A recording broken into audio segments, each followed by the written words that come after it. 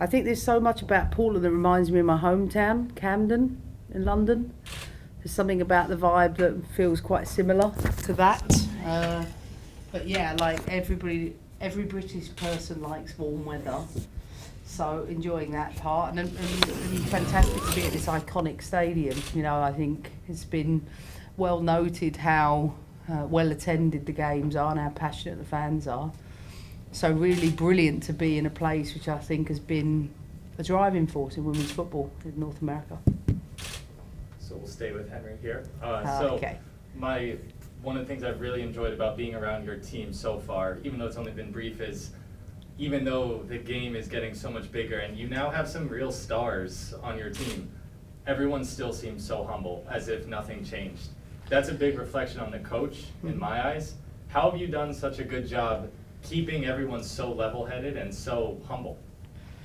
Yeah, I mean, that's always a question that I think for us, the people that represent us are as important to us as the players that they are, because one thing that for me is so vitally important is that you can be a good human being. You know, nobody has to change as the game grows. I'm sure some things will change, but humility and hard work are foundations of this team. So it doesn't surprise me to hear you say that. In fact, I'd be disappointed if you didn't. But I think, yes, of course, that comes from the top, but actually they're just really great human beings, and I love them for the fact that you talk about them like that. Absolutely. No, it humbles me to talk about them like that. Yeah. But for you especially, it's kind of been a whirlwind of the past year, really. Yeah. You know, from you guys having your success with Chelsea and then just being a citizen of England and seeing what they were able to do. Have you kind of had a full circle moment where, you know, you looked back at the past year and thought maybe back to, you know, when you were just a kid playing in the schoolyard and where the women's game was then versus where it is today? Oh, yeah, absolutely. I mean, the final at Wembley and the full-time whistle at Wembley was an extremely emotional moment for everyone, I think, that's been involved with the women's game for a long period of time. You know, it felt like the weight had been lifted, and that the game could stand on its own 2 feet. And rather than it be about a handful of people driving the game, that all of a sudden it felt like it had infected the masses, and that we didn't have to sell ourselves short, or we didn't have to promote the sport in a way that was always about just trying to spread that message. I remember doing a session the following morning. It was the first time I've ever done this in my life. I went and coached a bunch of under 12s, and we were playing a 1v1 type game, group game, but rather than give them numbers, I gave them the names of England players, and they all knew, and they were all like, but I want to be Chloe Kelly, and the next one was like, but I want to be Millie Bright, and I kept thinking to myself, if I'd have done that 6 months ago, I would have maybe got away with a handful of names. Now they are etched into history for the right reasons, and I think it's a tipping point for our sport, and one where I hope we go on to bigger and better things. So, perfect segue into my next question.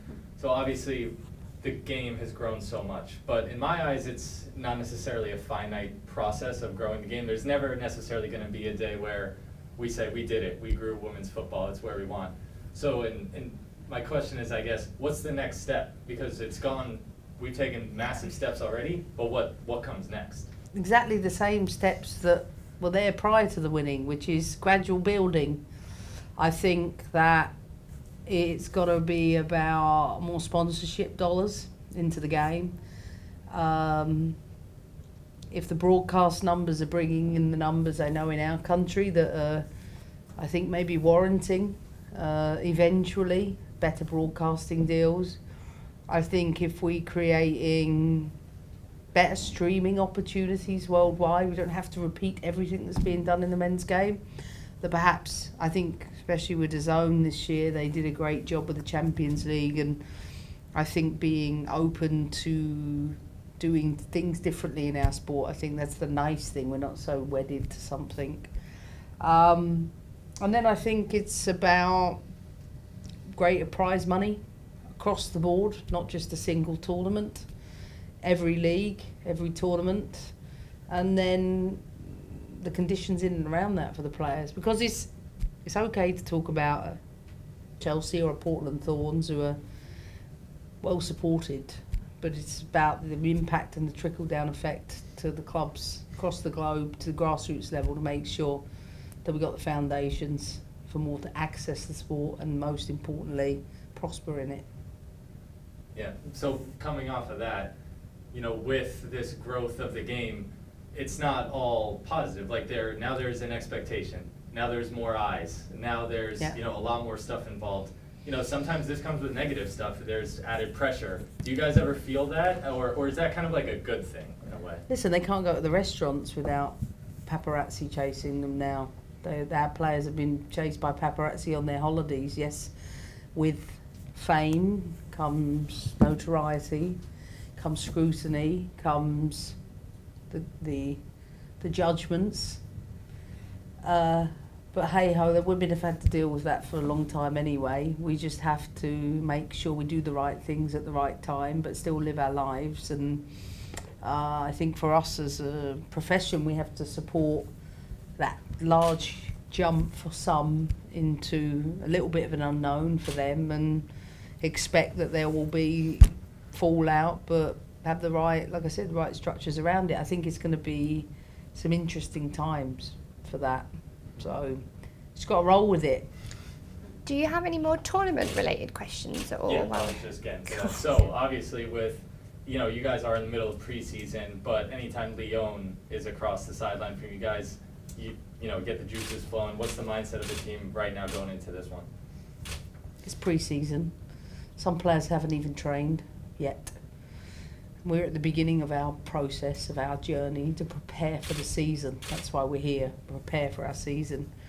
Of course we want to win games of football, but we're not, for us, providing opportunity for everybody to prepare for the season is our absolute priority. And I would much prefer to play a high-level opponent. And in Lyon, we haven't faced them for a couple of years. You know, two top teams, both at the same stages of their pre-season. So I think you'll probably see good bits and ugly bits as a result of that, and probably a lot of different players for both teams. But we're delighted to be here. It's a tournament we've certainly wanted to on previous occasions, and just looking forward to kicking off against the champions of Europe.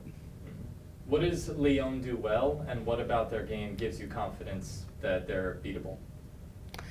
Do you know what? I don't want to focus on the opponent because it's not right. What I know is that we are prepared going into the game for where we are at this stage of the pre-season, and they have top players, but for us our focus is on what we do. What type of reception are you expecting from what will mostly be American fans? I hope I don't get an egg thrown at me or anything like that, but I'm really, really, really, really hopeful of hearing that wood chopping thing that goes down when there's a goal. Is that correct? Close enough. What is it? Oh, yeah, go ahead. A wood chop? There's a question coming virtually in a second. Oh, I didn't realise that was on. You can go ahead and ask your question, Taylor.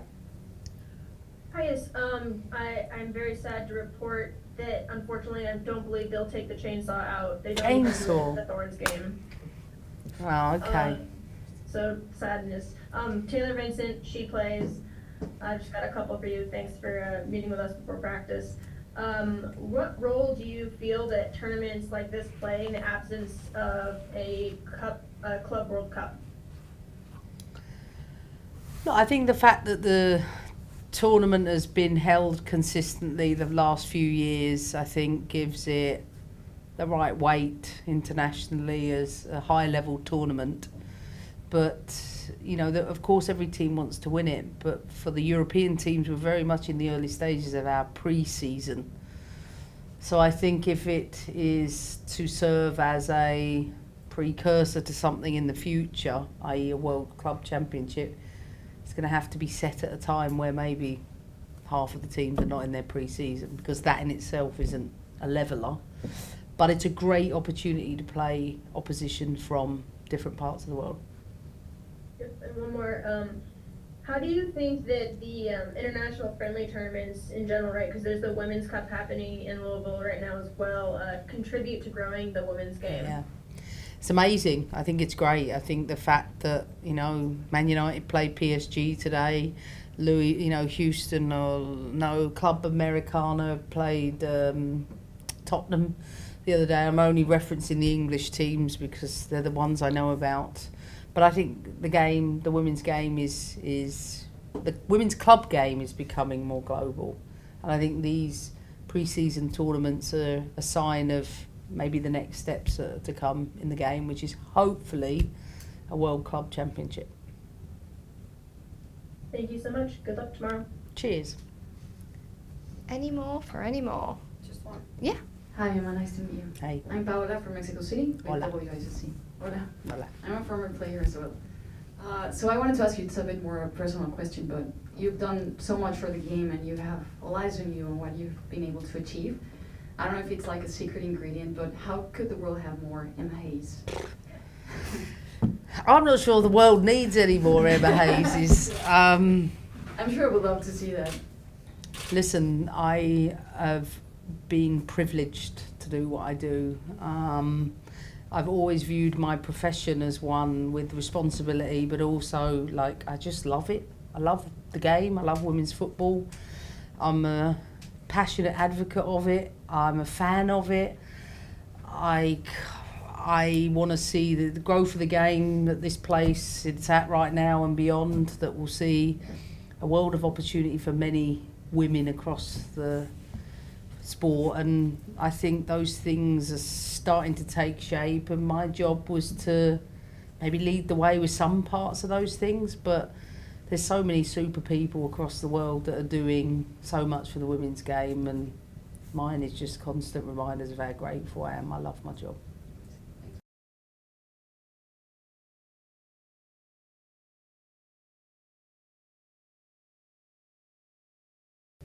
Thanks. Perfect. Is that a wrap? Last one from me. Oh. If I could ask one more. Okay. So you coach a lot of people now who little girls look up to, and Sam Kerr is my hero, and Fran Kirby is my hero. Who is your hero? My mum. That's for me. My mum. I think without that foundation, which was a kid in the 80s just constantly being told to do things I enjoy, do what I love, being allowed to just play.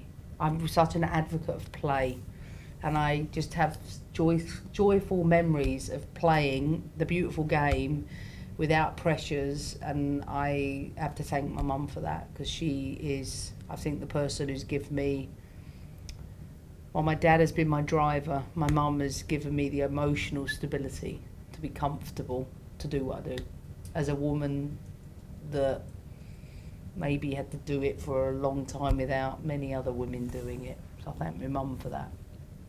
Beautiful answer. Thanks.